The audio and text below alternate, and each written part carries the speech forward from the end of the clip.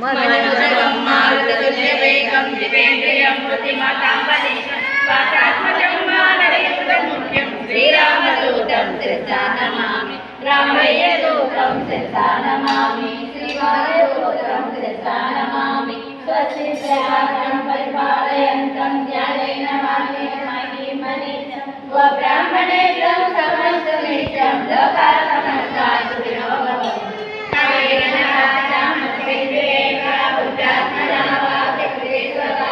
करोमि यत्नं सकलं परस्मै नारायणाय समर्पयामि।